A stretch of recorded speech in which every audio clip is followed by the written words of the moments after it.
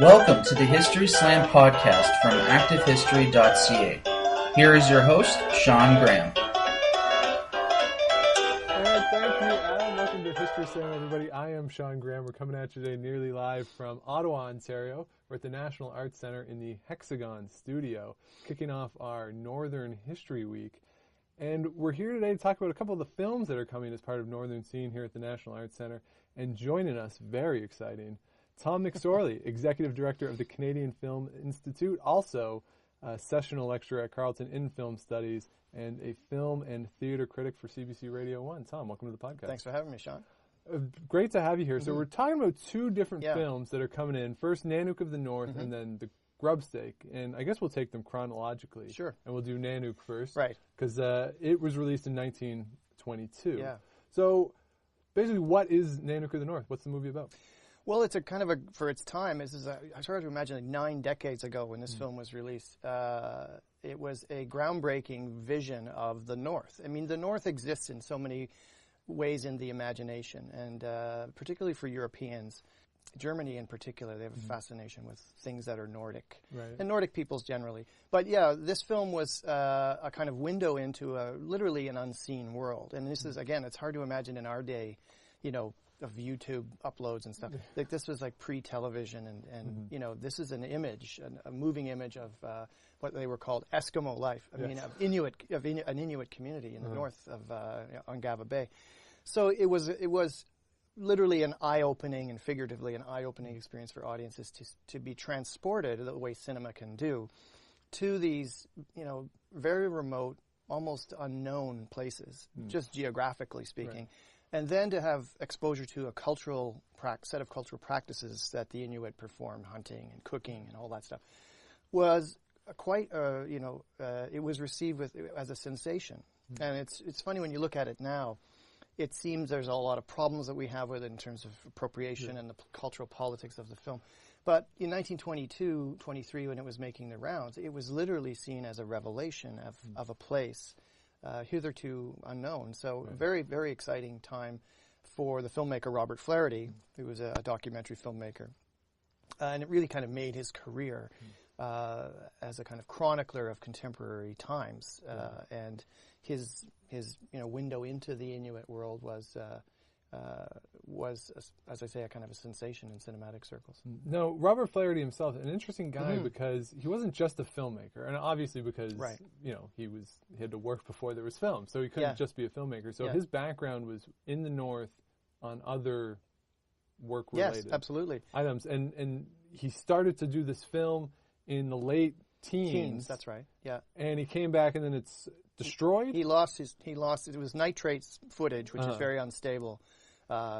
Before safety stock came along, they were making these films on nitrate stock, which is chemically very unstable, and he lost 30,000 feet of footage or something like that.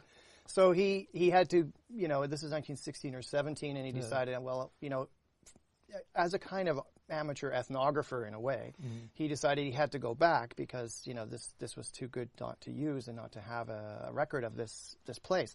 So yeah, he was very familiar with the North, and to his credit, he was actually, engaged in research and all kinds of other things up there. So he wasn't just some dilettante from New York City or something going up north because it's cool and exotic. He was actually very much interested in the culture and the landscape, and he wanted to render that obviously so badly that he went back to shoot some more. In the title sequence, there's the text. Yes. And it says, I went back this time just to shoot the movie. That's right. Every other time I went up, I was doing other things. Yeah. This time, it's just to shoot. The movie, yeah. And it's a year-long shoot. That's right.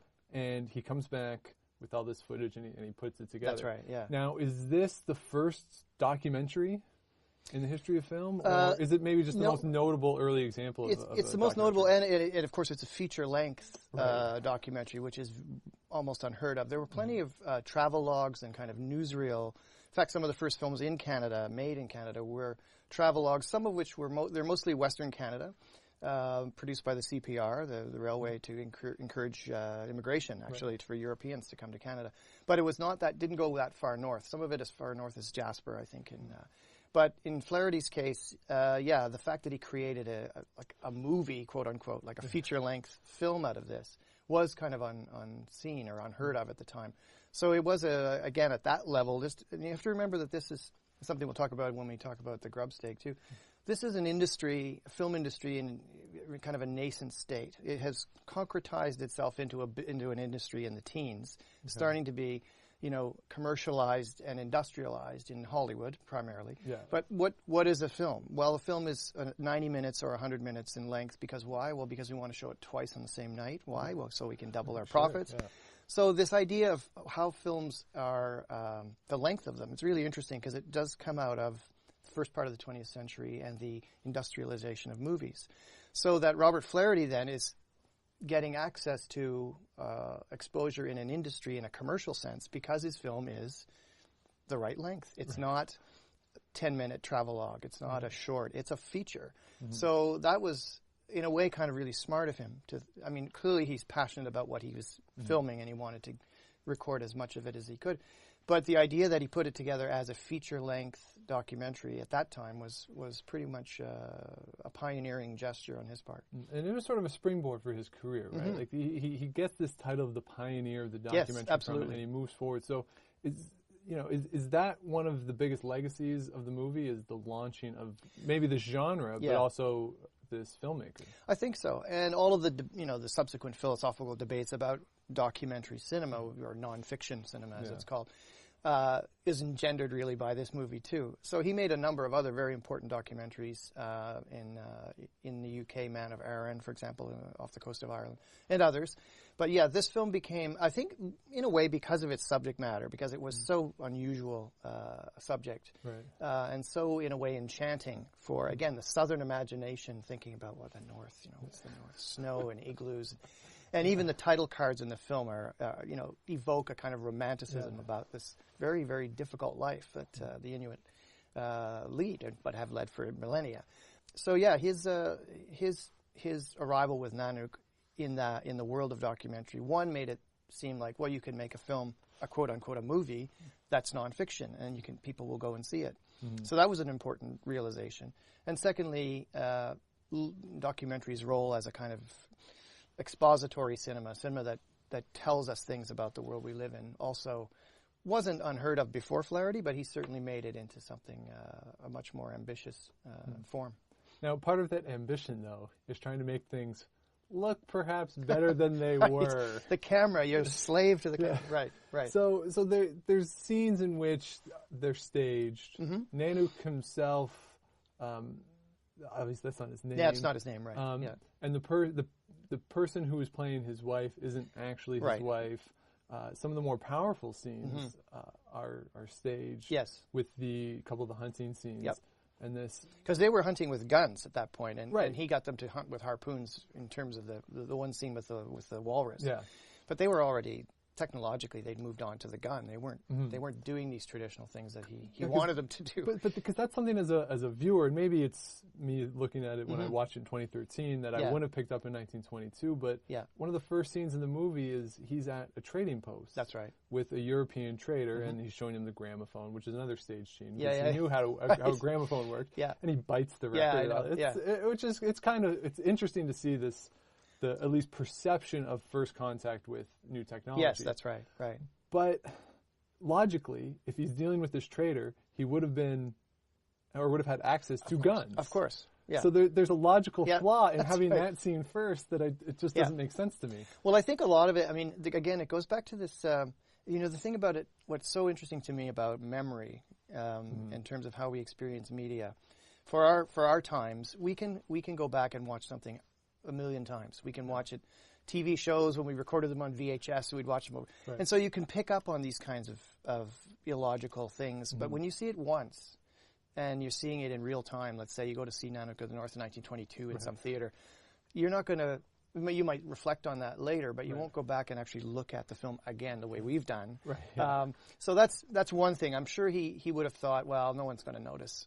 And also, I think what you said earlier was interesting, is that the staging of these events, in a way, for perhaps this is Flaherty's teleological approach. Like, I have to show these people in the way that I've always imagined them to be. Right. Because my audiences will have a certain level of conceptualization of how Inuit Eskimos live. Right. So I'll do it this way. And you're right, that first contact thing, like biting the vinyl record, you know, it's in a way ridiculous and insulting to Inuit, the sophistication of that culture. On the other hand, he's playing that kind of game. And what's interesting about staging in documentary, that's a really interesting issue, and still is debated actually in documentary cinema. Well, what is a documentary? Like, anytime there's a camera like this one in the room, people will behave differently. Sure. And so the whole myth of the fly on the wall cinema verite documentary, which became a kind of prevailing philosophy in the 50s onward, that you could actually you're not imposing on a situation by being there with your camera and your sound equipment. Well, of course you are. And Alan King, the great Canadian documentarian, always argued that documentary is not, it's a misnomer. What he liked to call his films was actuality drama. So he would go in, I don't know if you know Alan King's great films, Warrendale and A Married Couple, and he would go into situations with his crew and camera, and they would film for days, and they'd gather material the way Flaherty would have done. Yeah. And he just observed A Married Couple, for example, a famous film about this very unhappy couple in Toronto in 1969. If you ever want to watch a film about a bad marriage, this is the one. So he installs himself in the house with his crew, and they stay for a week or two, and they don't do anything except shoot, and then they edit it later. But clearly the people are responding to the fact that there is the presence of the camera. And so they might not be faking things, but their behavior is changed somewhat by the presence of the camera. So this goes back again to Flaherty, where he's saying, well, you know, I should set up a scene where people, my audiences, can actually see them hunting a walrus the way they used to do, even though they don't do that anymore. Yeah. And maybe he thought, well, he could rationalize it by saying, well, you know, what this film is trying to do is preserve some cultural traditions that he thinks are disappearing. This is always the paradox of that kind of, that kind of filmmaking, that you're shooting stuff that's disappearing. So it's an interesting thing, and he took a lot of heat for that, just in terms of well, that's not documentary if you do that. But the debate went on and on until it came around to this, it's much more sophisticated debate now about, because as you know, if you've watched Michael Moore or other documentary filmmakers, there's constant kinds of reenactments going on. And so there's it's a more promiscuous form than simply it must be the recorded truth. And that's always been the myth of documentary, is that somehow it's telling the truth more than fiction. Right, but which is never really true. But one of the things I wonder, though, is that, and you hear this from people who, like the producers of shows like The Real World and stuff like this, and they say, well, the cameras are always there, so while people may be conscious of them and alter their behavior for a week or two, once we're there for a month or 2 months, it's part of everyday life, and they'll revert back to their normal way. And since Flaherty is there for a year, I wonder if he used a similar argument. I mean, that whole idea that there is somebody watching you. I don't know if you can ever get completely oblivious to the presence of a camera. Maybe some people can. Maybe they're so narcissistic they don't even they actually love that the camera's there. In the reality TV world, which is neither TV nor reality in my view. But in the case of Nanook, you remember in those days the equipment itself was massive, and it was heavy, and it was very difficult to ignore it, and then when they would have to do things when they couldn't get a shot inside the finished igloo because it's too dark. So they made build another igloo with an open wall, and that way the camera can be put in and you can shoot the ceiling of it, and it's totally fake. On the other hand, well, it's serving a larger truth, I suppose. So again, this film is fascinating for all of those reasons. Still, the first vision of this place and what he's doing and how he's depicting the traditional quote-unquote customs of the Inuit, it's all still relevant in a weird sort of way, even though we can kind of look at it from a distance and say, well, it's quite manipulative and perhaps naive and maybe even a little bit, unseemly what he's doing. Yeah. Well, I think my favorite part of the igloo stuff is that when they're standing outside of the igloo, they're 6 inches taller than the igloo, right. and then the scenes inside the igloo they can stand up fine. That's and right. They got lots of room. Yeah. Wait a minute. It's true. Yeah, it's great. It's what's the old the old phrase about fiction is the lie that tells the truth. That's right. Yeah. In some ways, Flaherty is doing that, and but I think that the trading posts, as you say, I mean, it's illogical to think that they would not have. I mean, they are actively, consciously trading with So it's not like there's some. So that plays into that other question that you had raised before about cultural appropriation, where the gaze of the filmmaker is a superior one, or imagines itself to be above its subject, and that's a very legitimate concern and has been with this film. Obviously, it's such a legendary film in many ways.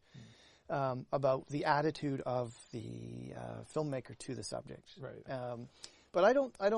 I'm of two minds of it. Partially, it's like it's the 1920s in the teens, but and that kind of condescension. There's a whole sad litany of historical interventions. He's not the first person to exploit Aboriginal people in this country. Exactly. Yeah. Yet he was also not a dilettante. He was there. He worked around those people. He was up there for years. Yeah. So that kind of, in a way, redeems some of the skepticism about him. If he had simply parachuted in and created a kind of cartoon of of quote Eskimo life, unquote, then it would be a little bit more reprehensible. I think it's kind of a cartoon, though. Yep, I think it is. Elements of it are very kind of like, ooh, geez, you went with that. Like, really? Okay. That's the 20s, I guess. Yeah. I mean, you got to put it into the proper context. But absolutely, it deserves that kind of analysis and criticism for its position, because it is, again, never been in, never get in the head of Robert Flaherty, but what was he thinking about in terms of the marketability of this film? Right. In terms of this will make it will reaffirm audiences' predispositions toward what the North is like in the first place, and what Eskimos are like. Yeah. So I'll give them what they want, and then they'll leave the theater without any doubt about their own thinking. Right. Which to my mind is not the job of the documentary filmmaker to affirm people's prejudices. Right. But that the film has that effect in a way. And yet, again, there's always an and yet with this film. There is a view into that place that, there's a lot of dignity in the film also.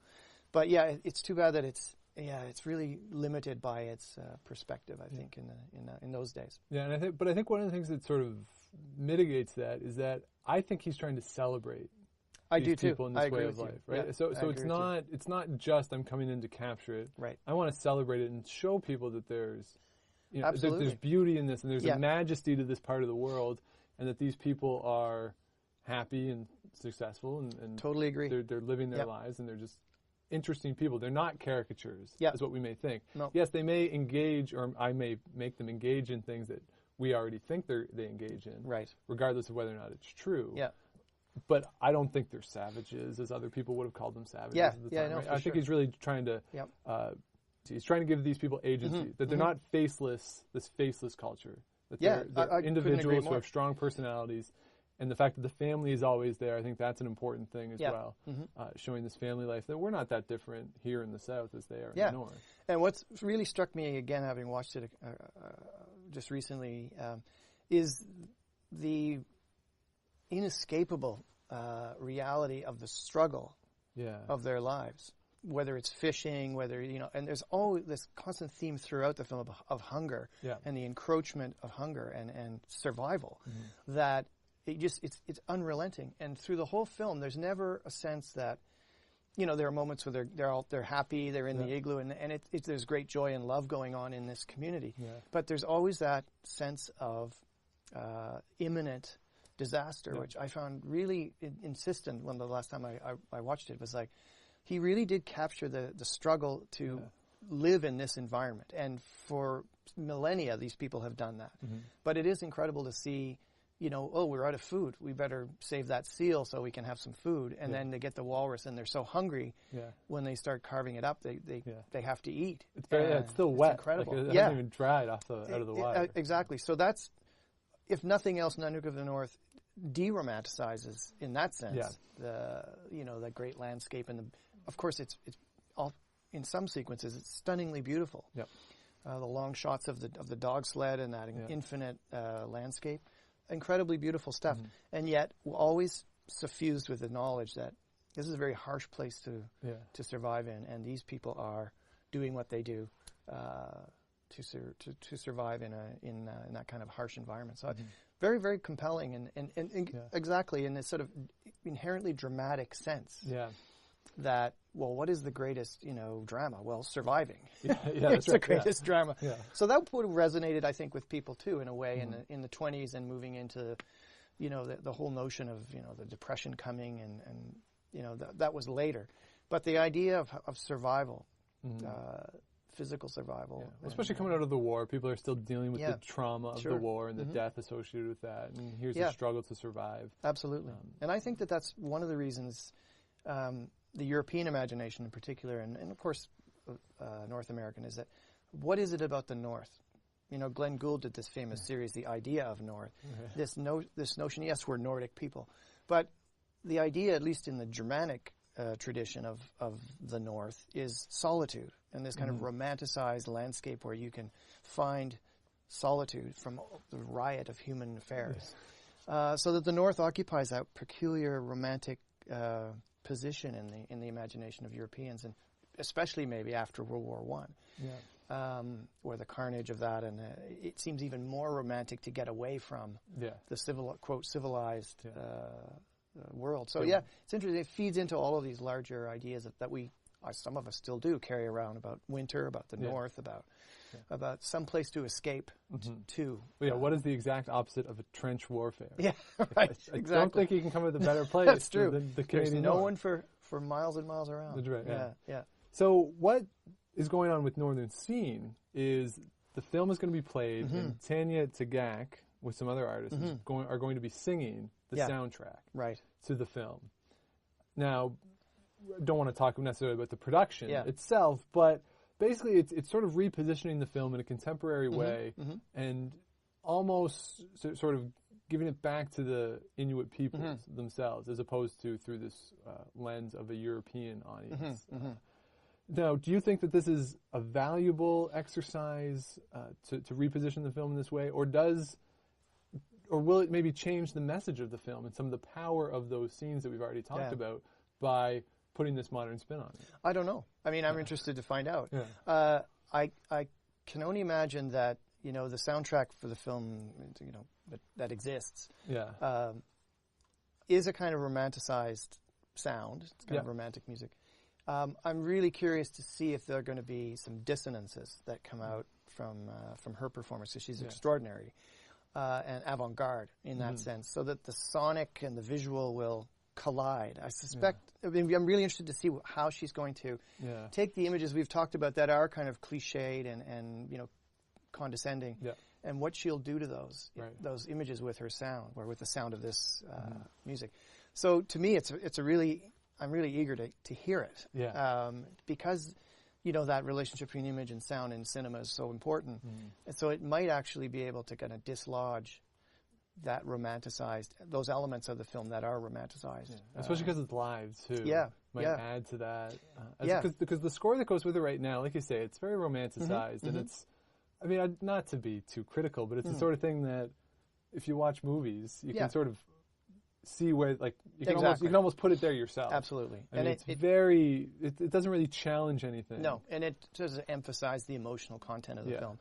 As you say, not in a very challenging way, but more in a kind of reassuring way. So if you have a musician of this caliber, an Inuit musician, having a look at this thing in a different way, and then translating that perception into sound, I'm really, really interested to hear what will happen. Yeah, I'm sure it'll be a much more challenging soundtrack than the original. Absolutely. So.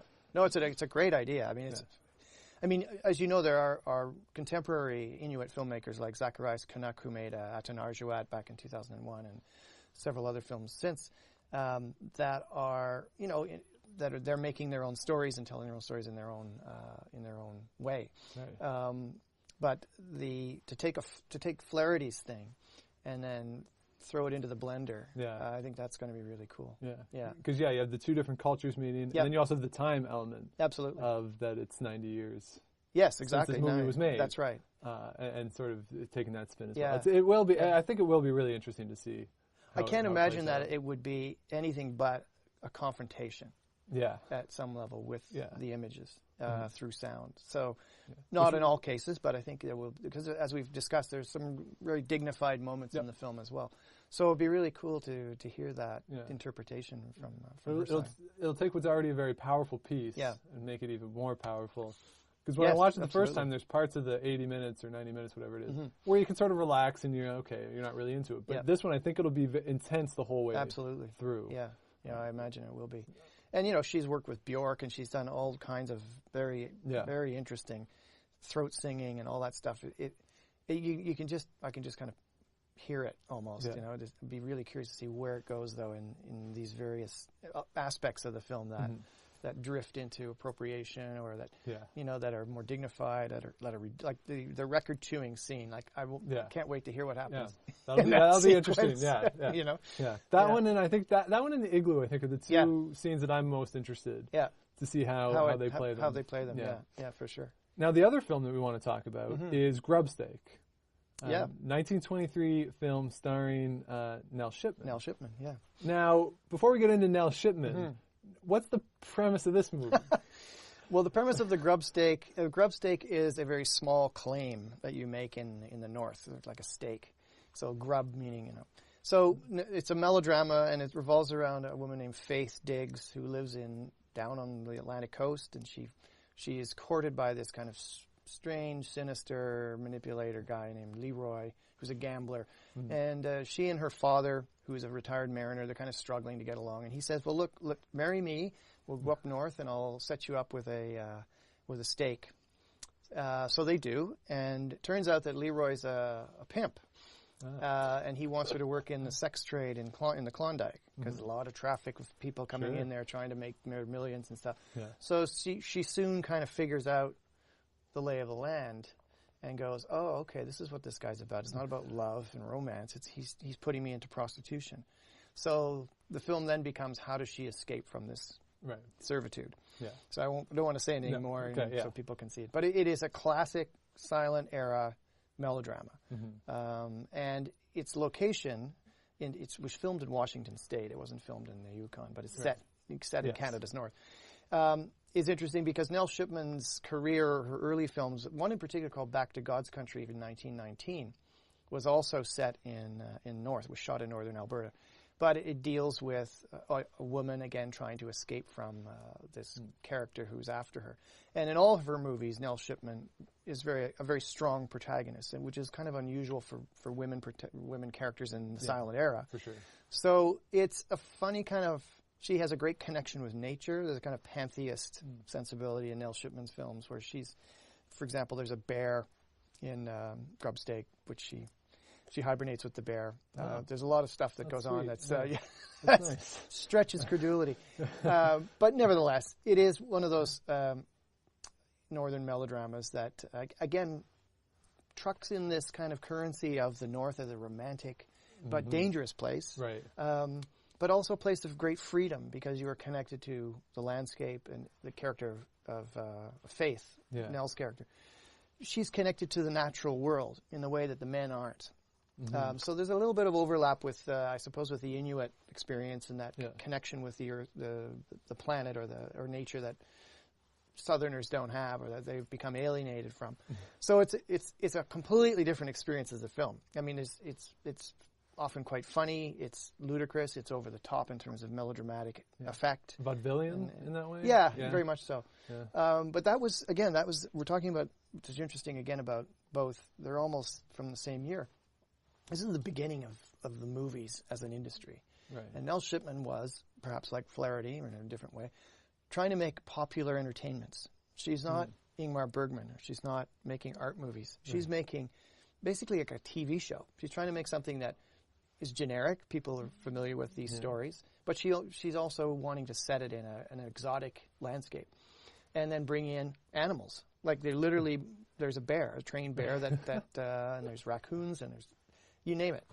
It's very sweet in that way, and quite a kind of saccharine in another sense. But it's about how, in her work anyway, you take a popular art form,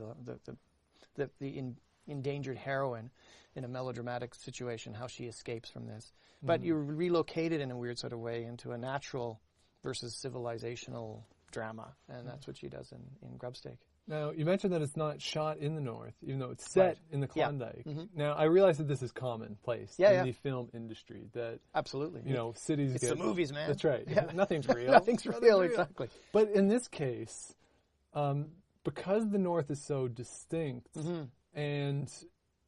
just talking about Nanook, is this? Yeah. People want to. There's this fascination with what the North is. That's right. The fact that it's shot in Washington State changed the meaning of the film and this connection to nature that Shipman makes. Only retroactively or only retrospectively. Okay. Like it's like if you knew that Twin Peaks was shot in Vancouver.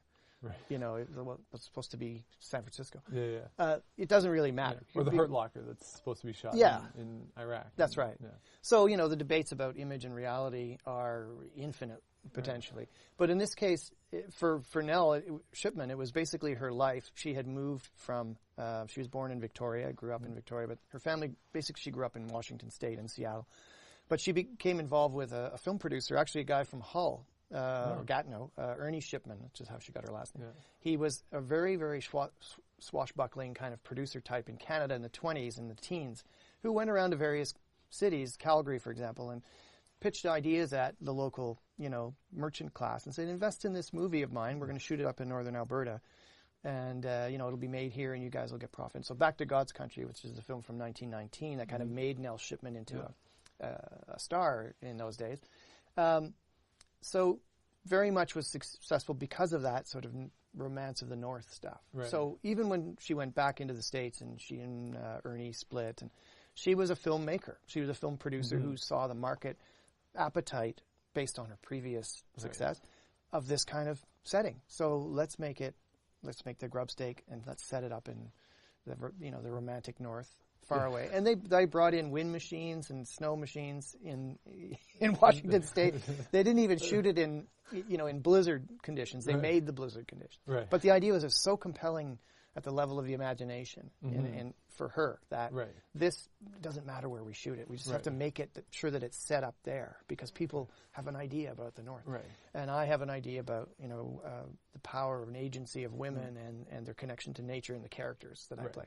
So all of that is very like pot boiler stuff, But for her, that was her template. It was like this is like the stories of Jack London or that kind of literature about the North. Very much played into her filmmaking, as it were, and her stardom as well. Yeah. Now, this film though wasn't particularly successful at the time. Wasn't. It was not successful at all. So you talked about bringing in like the animals and snow machines. One of the reviews I saw said the budget was $180,000. Yeah, it was enormous for that time. That's ridiculously huge for 1920. If they're probably making it in 22 then. Yeah, absolutely. And in 23 for it to be released in 23. That's right. So this movie doesn't really have the greatest legacy.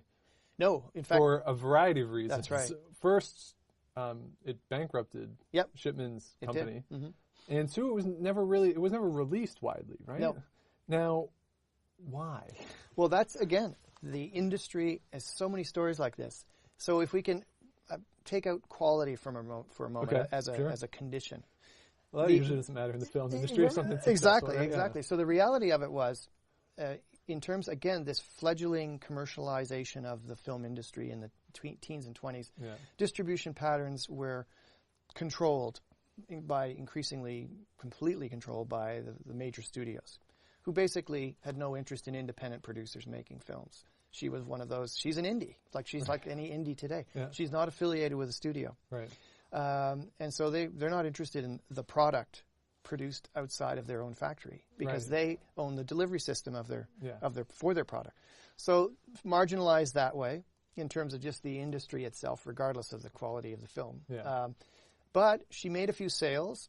Made one sale of Grub-Stake in New York. She would go to New York, really an amazing story. She would go to New York on the train or whatever and bring her film with her, and they'd set up screenings in New York for independent distributors. Oh, wow. So like a marketplace, really. Yeah. And she took the first offer she got. She didn't think it was going to be... She, in a way, was also conscious of the fact that maybe Back to God's Country was the high water mark, and this kind of genre is not going to persist, because she got a sense from the screenings for the buyers that they weren't really getting into it. Anyway, she made a sale, and it was a very pitiful amount. She got a call from another guy who offered her like double the amount of that. She'd already made the sale. So partially it's the biz, and you can divorce that from the content, because in many senses it's nothing to do with the content. It's how that content is perceived to be marketable. So in the case of, this film was very large budgeted. Investors didn't get anything back for their investment. But again, the film was so exotic, and they created the exoticism rather than shooting in northern Alberta in the snowy wastelands like they did with Back to Guns Country, that they had to recreate it, which accounted for a lot of the budget. And then it just didn't, it got no legs under it. And, you look at it now, and it is kind of a trite film in many ways, but it's also a film that, at least is attempting, and it's interesting in her career that she's very much trying to get this kind of pantheist vision across. And it's not trivial. It's kind of this really interesting approach she's taken to, one, the female protagonist as being the agent of power and change, and two, connecting that female protagonist with nature. Like very overtly, almost like ridiculously in many ways. She literally, and the whole idea of the story. I mean, there's a certain sequence where she gets lost in this blizzard and she ends up hibernating with a bear. Like it just goes like for 3 or 4 months. I guess she has a snooze in her blouse and dress, and then it comes out and it's spring. So all of these like preposterous things that happen in it's the movies, man.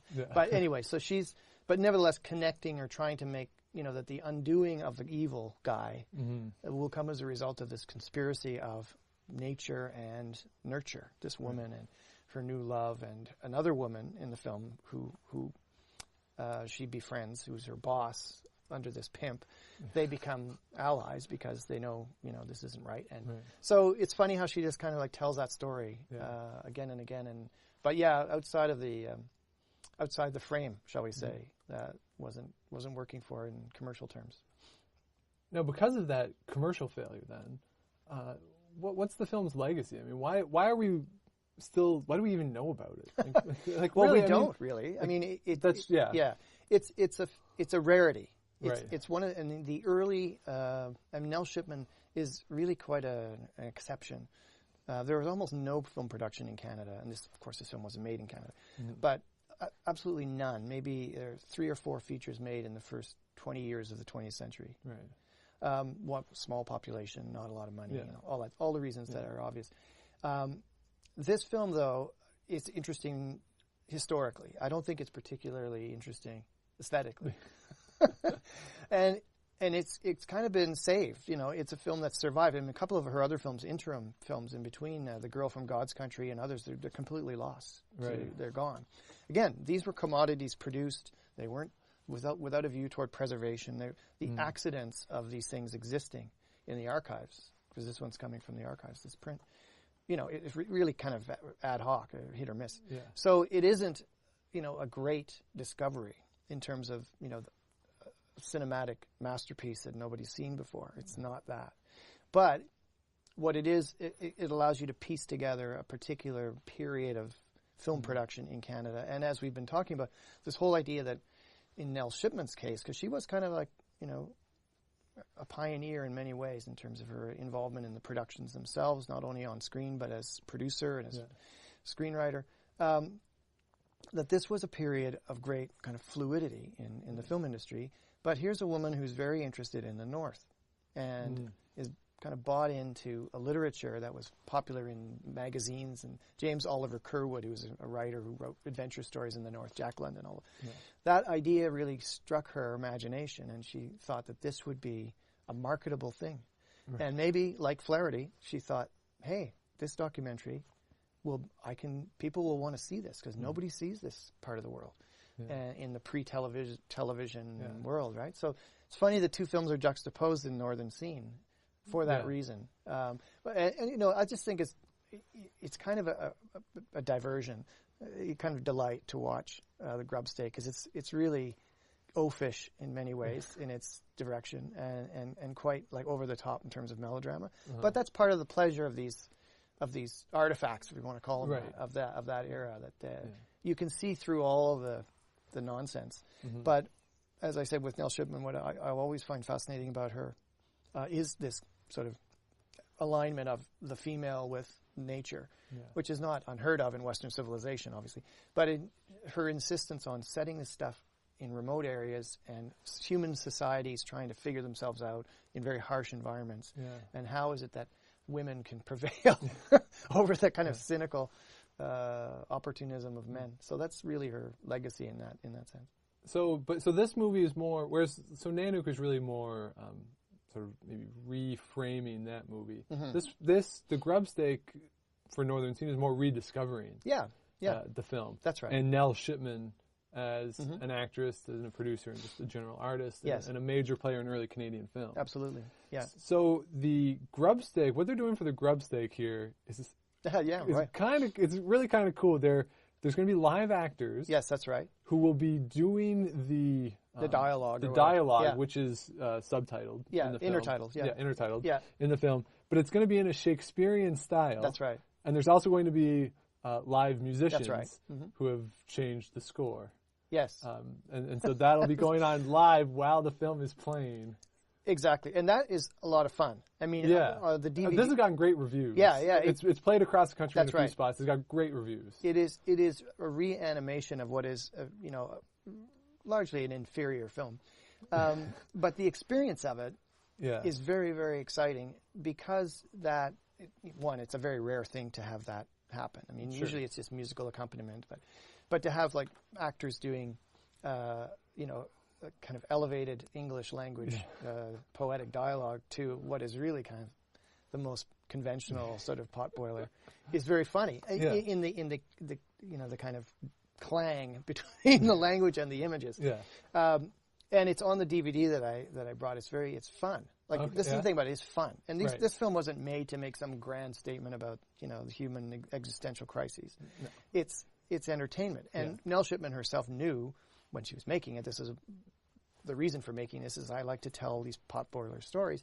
So having a kind of animated through live actors and live musicians, I think is fantastic as an idea. And I know that it was generated in the Yukon. This project came out of Whitehorse. So it's great. I mean, and it really lends the film more than it deserves in many ways, So you wouldn't go see the Grub-Stake for itself. Let's put it that way.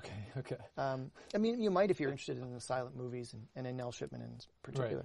But it really is kind of fun to watch this kind of like hokey story be given a kind of reading by these actors, and the language is funny, and it lends a kind of energy to the film. Which again, don't get me wrong, the film is not bad or unwatchable. It's not at all. It's actually quite amazing, especially the sequences with the bear. But, to have this reanimated, I think is a great idea.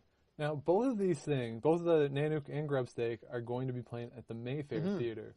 Now, I've never been in the Mayfair Theatre. Well, you do yourself a favor. So I'm going to go to both of these. Yeah. Now, my question though is just in terms of the theater itself, right? And how does that particular theater, out of the thousands of theaters that you could play this thing in. Yeah. I'm sure there was a reason why the Mayfair was chosen. Sure. Yeah.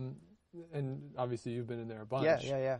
For watching films. Now, how do you think the Mayfair Theatre, for people who are going to go see it when it's in Ottawa, how will that contribute, do you think, to the overall experience of these films? I think it'll contribute a lot. It's a grand old cinema, like a theater. Like from the 20s or 30s, yeah. So it has the architecture, it has the vibe, it has the whole, even the configuration of the seats. There's a balcony, right. And this beautiful lobby that's kind of small, but it's like beautiful terrazzo floor and stuff. So there's already an atmosphere about it that speaks to an earlier era in filmmaking and film experience, actually, not just filmmaking, but consumption of images by people who would go to the movies, pre-television era. Right. So I think it's really appropriate. I'm not sure where the actors will and the performers will be. I know there's an area in the front of the screen the seats are removable, so they'll probably put them in there. But I think it's a great space. Yeah. I mean, you could put it in the NAC, in the theater. which had a bit more of an august sort of feel to it. These films are a little more gritty. I mean, in that way, I think it suits them, the tone of them, to be in that space rather than in a more formalized presentation space. So, you know, for the performance of Tanya Tagaq with Nanook, that will be really interesting too, just acoustically because of the place. It's it has a very, very nice kind of grubby, shabby atmosphere, which I think these films in their day would have been shown in theaters, not unlike the Mayfair. So, that would be a nice connection to see it in a. Obviously, it would have been renovated since it was built. Sure. But I mean, the style of it in a 1920s style theater. Absolutely. To watch 1920s films. No, it's a great idea. Had a nice ambiance to it. Absolutely. So the two films, we got Nanook of the North and the Grub-Stake Revisited. Grub-Stake Revisited is the first one. It's Friday, May the 3rd at 8 p.m. at the Mayfair Theater, which is on Bank Street, right? Just south of Lansdowne. That's right. Park just over the bridge. Over the bridge, yep. And Tanya Tagaq, Nanook of the North, Saturday, May 4th, also at 8 p.m., again at the Mayfair Theater. If you're in the National Capital Region, strongly recommend Absolutely. Go see them. To go see them. You can find ticket information, all that, at the National Arts Center website through the Northern Scene. And I'm sure maybe even the box office here would probably sell them. Probably the box office at the Mayfair. If you call up them, they would have information as well. And I think it's a 350-seat theater, so get your tickets early. Yeah. Hopefully they'll be full, because both nights will be remarkable, I think. And if it's full, that'll add even more to it. For sure. It's always more fun to see movies with a large crowd than when you're the only person in the theater. Totally. Which isn't that much fun, no, I gotta say. It's not. No. So, Tom McSorley, Executive Director of the Canadian Film Institute. Thanks a lot for doing this. Thanks for having me. I appreciate it. So that is Tom McSorley again, Executive Director, Canadian Film Institute, Sessional Lecturer at Carleton University, and you can also find his work on CBC Radio 1.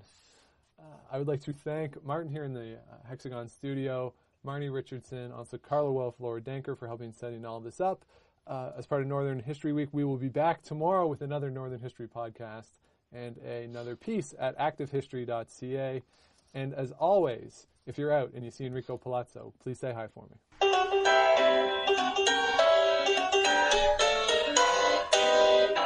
Thanks for listening to the History Slam podcast. Check out ActiveHistory.ca for more features and articles, and be sure to subscribe on iTunes.